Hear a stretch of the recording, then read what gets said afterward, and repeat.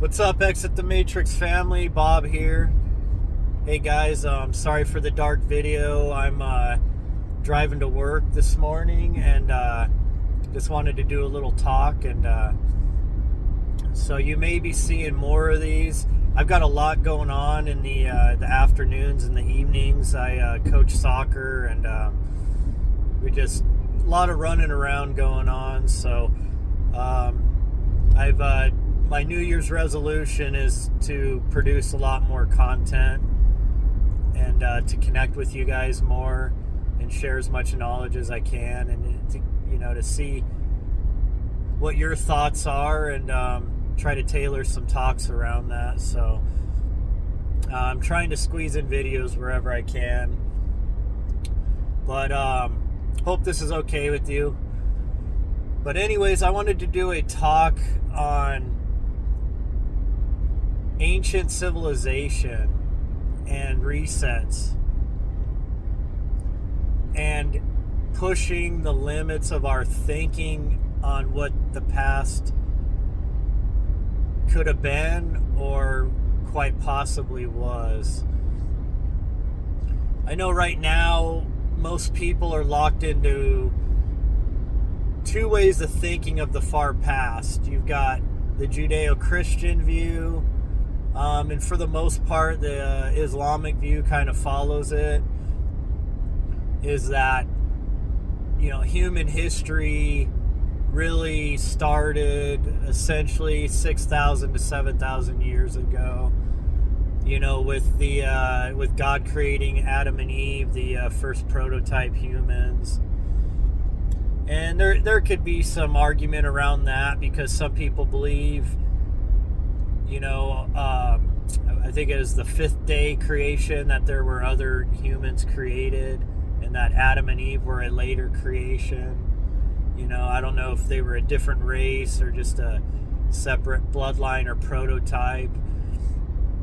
And so that could be possible. And to be honest, that actually goes in line with the Sumerian teachings. The first humans created were not able to breed. They were essentially clones.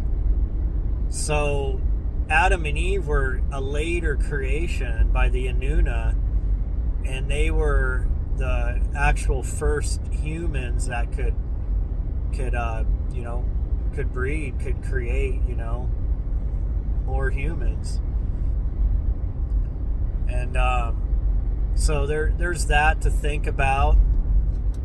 And then you got the other major, worldview, which is pushed by academia, by government, and that's of course the Darwin-style evolution theory, that humans were just a tree branch that came down from millions of years of evolution of basically pond scum turning into creatures that could eventually walk on Earth, and eventually mammals were evolved, and monkeys, and then eventually humans, and so you got one that's going back 7,000 years, and you got the other one that's talking about millions of years. Two major differences, right? Well, I'm going to thread the needle here on both of those. I'm going to go on a limb here, and I'm going to say that I believe human civilizations have been here on Earth for hundreds of thousands of years. And that quite possibly there has been even more far advanced human civilizations on Earth than we have now. But because of maybe their own technologies that they destroyed their own cultures with, or perhaps cataclysmic events reset civilization many times. Of course, the one great cataclysm that people that do follow the ancient texts will allude to the Great Flood, and Of course, everybody always thinks of Noah in the flood, Noah in the ark, but it's because most Christians don't understand that story was about 3,000 years older than the Judean version of that. And that was, of course, Ziusudra, king of Shuruppak, the Sumerian story of the Great Flood.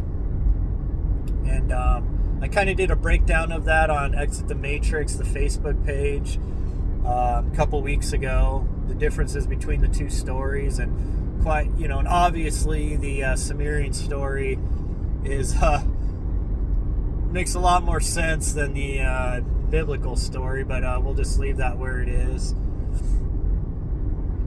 But I think the Western world, they like to ignore the Hindu Vedas, the Vedic texts. And the Vedas, they were talking about their gods or godlike beings basically having a wars with each other back, this is going back, 10,000 years plus. And they had flying ships, they had weapons of mass destruction, missiles. In fact, they found places in India and the Middle East where the sand was turned into glass, and there's high radiation levels at those sites, and possibly could have been what happened to Sodom and Gomorrah.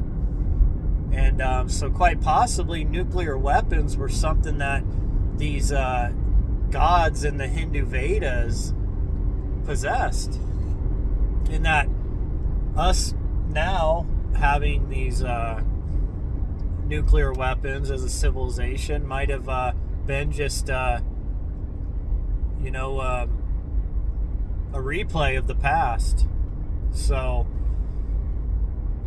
and then of course you've got Atlantis, which Plato alluded to.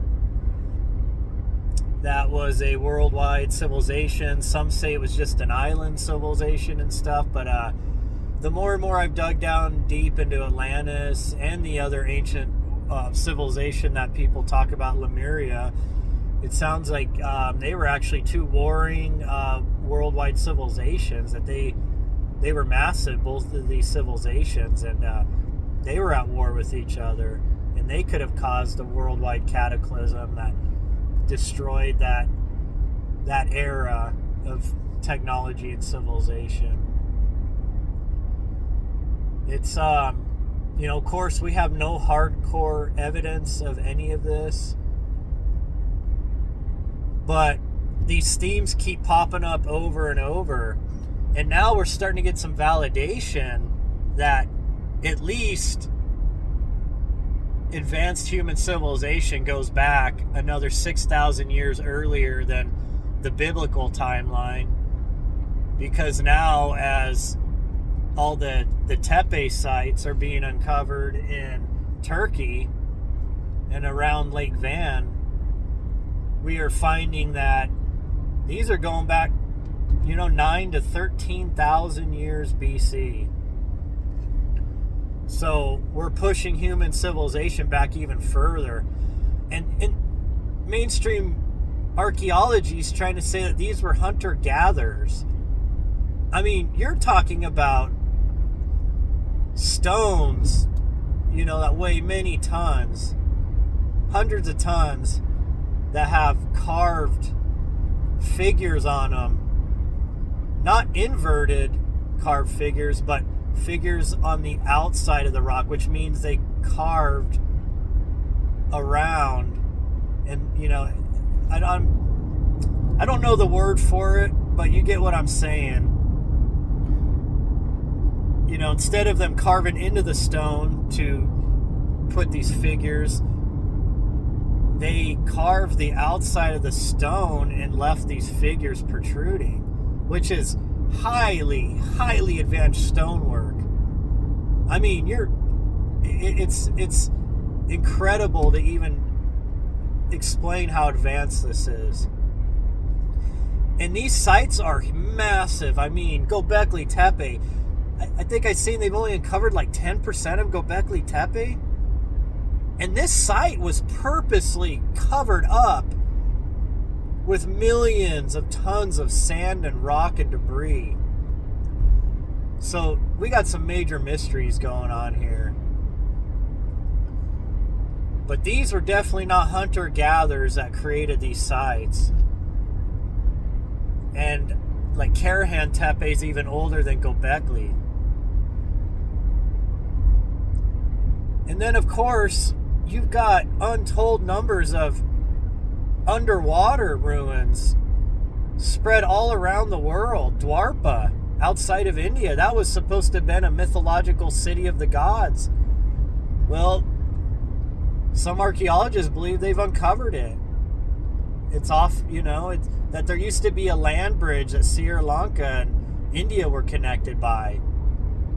And that what we're finding is that when there was some major world cataclysm that happened that even moved land, possibly moved the poles of the earth, something happened. There's a shift where land that was once above water and had these ancient civilizations built on them are now underwater. And then you got like ruins off the shores of Japan. Of course, there's ruins, the Bimini Wall. That's where a lot of people say like the Bermuda Triangle is. A lot of cities that were thought to be mythological have been uncovered. So there is a great chance, at least, I think we can at least at this point push the human civilization well past the biblical notion of it.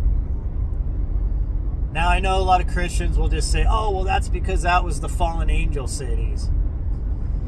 I guess if you want to think that's your viewpoint, And honestly, the Sumerian tablets, they talk about the Anuna being here before humans, and they had cities built before humans, like Eridu. And so possibly maybe some of these original ancient cities were a different type of humanoid.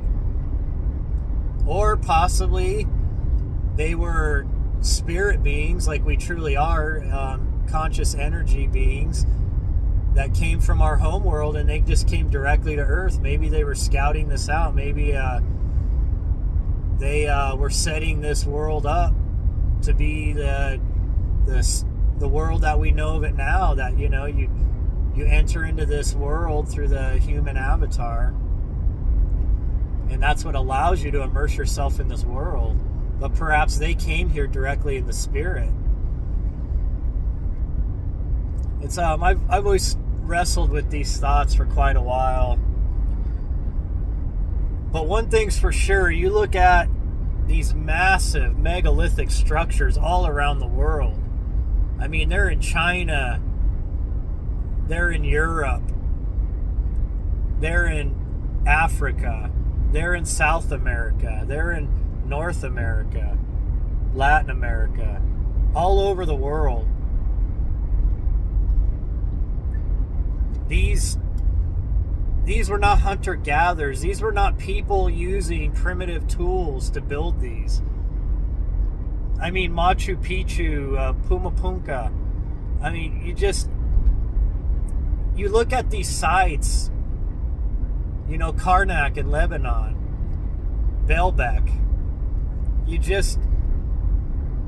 These were not made by hunter-gatherers. These were not made by at least the level of humanity that mainstream science or archaeology tells us that we're the ones that were building these structures. It's quite obvious. I mean, it doesn't take imagination to see that this was some kind of a worldwide civilization that was on the earth. That these pyramid structures, these megalithic blocks, these ancient building techniques are scattered all over the world. And it's interesting to note that most of them are built on energy vortexes or energy lines or grids on the earth, which you could call ley lines. It's almost like they were built as a network that allowed worldwide communication. Possibly they were a type of power plant, which has been alluded to about the Great Pyramid. I'm going to go into that another time here. But it's quite obvious that there was a worldwide civilization. Now, was that Atlantis? Was it Lemuria? Was it even a civilization we've never heard of because it's been lost in the annals of time? Quite possibly. I've only got about 5 more minutes left here before I get to work, so I'm going to wrap this up pretty quick. But I think tomorrow I'm going to talk some more about this. I want to keep talking about this subject because I don't think we understand, really how far back humanity goes in the history of civilization on this earth. But I want to leave one thing for you to think about. Imagine that there was a cataclysm on the earth right now. I mean, I'm talking about something, either massive worldwide nuclear war or a giant, mass plasma, event that hits us from the sun and that wipes out, all of our electronics for years, like a giant, massive EMP strike on the earth. Imagine how quickly that would send humanity back to the Dark Ages. Imagine how quickly humanity would kill each other off in the ensuing chaos. And most importantly, as the survivors regrouped to restart civilization in pockets around the earth, imagine all of our building and structures, our modern stuff, how fast it would deteriorate and how fast it would be covered back up by the earth and by nature. I know there was a show they did, I think it was on the Discovery Channel or something years ago, a world without humans, and they show like how fast stuff would deteriorate. But think about it, most of our modern building stuff is made out of like cheap materials, wood and plywood, particle board, drywall. I mean, our electronics, our metals, our plastics, all of that stuff will eventually disappear. It'll eventually break down. But the reason why we still have vestiges of these ancient megalithic sites is because they're made out of granite and basalt and andesite and like insanely hard stone that can weather the storm and the storms and weather over thousands of years and still be standing, worn but still standing. If you were to go if you were to stop our civilization right now where it's at, and you go fast forward 200 years into the future, cars are going to be gone. Everything's going to be gone. There may be little trace amounts of metals and plastics still, maybe poking around here and there. But the only structures that a later on civilization would find would be our ancient, like our giant megalithic structures that were made out of rock and stone. I mean, even a lot of your concrete would crumble. But if it was some like the Hoover Dam, that's so massive that even with degradation of the concrete, it would still survive for thousands of years. So we'd have Mount Rushmore and things like that. Now people would be looking at that stuff. What would they be saying in the future? Oh, that was hunter-gatherers that built that and stuff. Because you got to understand, electronics and computers and all that would be far gone.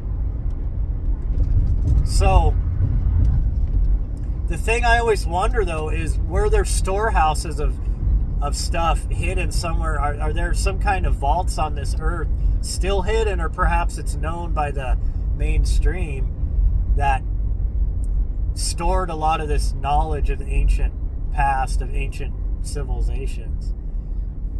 And I know we have the Doomsday Vault and stuff like that. Would it be possible that stuff would be there someday if we had a reset and if later on civilization found that? They would probably think we were aliens or advanced human beings ourselves, who knows what civilization would look like at that point. And one thing I want to tell you is that just because I say civilization was highly advanced doesn't mean that they had the exact same technology as we do now.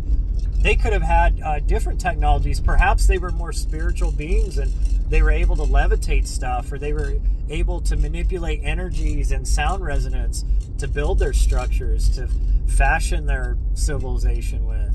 Maybe they were able to communicate over vast distances by using like crystals and and different ways of manipulating the quantum field that we haven't even figured out in our modern society. So there's a lot to be said about all this, but I love talking about this stuff. I'd love to hear your guys' thoughts, and I will talk to you later.